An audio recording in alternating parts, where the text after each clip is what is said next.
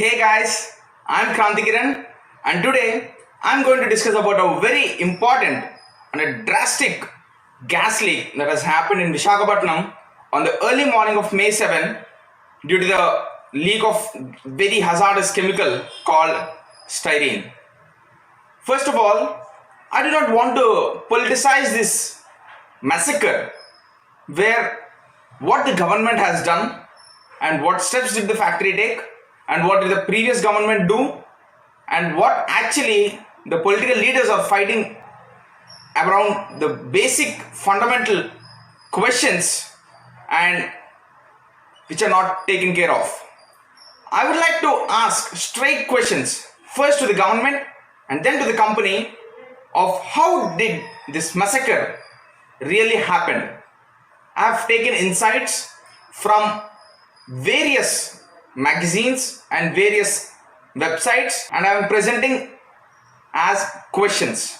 The main source which I have taken is from Mr. E.S. Sharma. He is a retired IAS officer and a public intellectual and a very famous well-known environmentalist. He has written a letter to this Chief Minister of Andhra Pradesh, Mr. Jagan Mohan Reddy, discussing various norms and various precautions what the government has taken and what the company has taken before the lockdown and after the lockdown. First question which we are posing is, as soon as the lockdown has been settled for some industries and given permission and given an NOC for essential commodities industries, how did LG Polymers get the permission? And by no means LG Polymers is not an essential commodity as it produces plastic related things and we don't think that plastic is an essential commodity as of now. How did the company get an NOC from the government? Is that possible that without having any relations with the government officials, can the polymer company get an NOC? Our second question, how did the company acquire hundreds of crores of value of land even though it is in a residential area?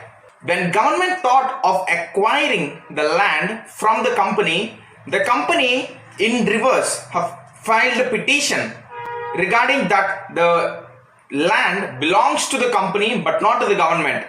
And in this case also, the government officials were under the back of the company, providing hundreds of crores of values of land to the company. Our third question, how can a plant be there in a residential locality?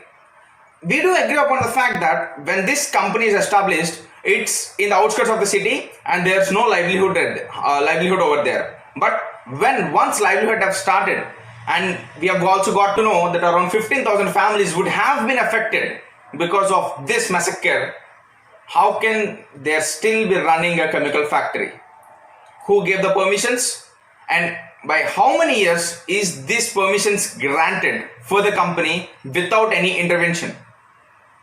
Our fourth question, in 2019, the company got permission from Andhra Pradesh Pollution Control Board to expand its operations and its revenues during just using this land. And they have also got some reports that the Andhra Pradesh Pollution Control Board, APPCB, has not taken any of the permissions from the state government or neither from the central government to establish these rules and regulations for the company. Fifth question, the Director General of NDRF have given a statement that an outside expert should be there while restarting a company.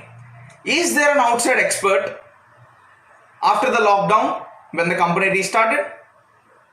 Because if an outside expert is there, even though if the internal experts have failed to get upon this point, the outside expert will definitely point out. Our sixth question, sufficient safety audit? Is this being done regularly or periodically over a period of time? Did these safety audits happen? Our seventh question, transparency. How transparent is the company? What did the workers do when this type of leakage is happening around 2 a.m. and people were not warned till 3:30 to 4 a.m.? Where are the whistleblowers? Where are the warnings?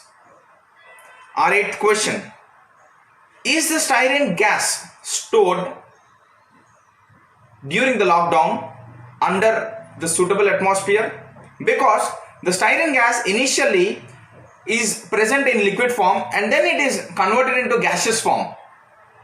And once the company shut down because of the lockdown, did they take measures to store the styrene, which is a very hazardous chemical and can be treated as a possible distraction of the livelihood? Ninth question, did the company take up startup protocol or safe shutdown protocol during the lockdown? If taken, what are the measures? Our 10th question, the same issue has happened in 1998. What are the lessons learned from that particular event and what safety measures have been taken from 1998 and what are the developments when gas has leaked in 1998 and when gas has leaked in 2020? I would also like to tell you, no promoter prosecuted, no officer suspended. This can tell us what is the amount of collusion between the government officers and private companies. And at this level, they prove out to be a very, very dangerous situation for the livelihood. Thank you.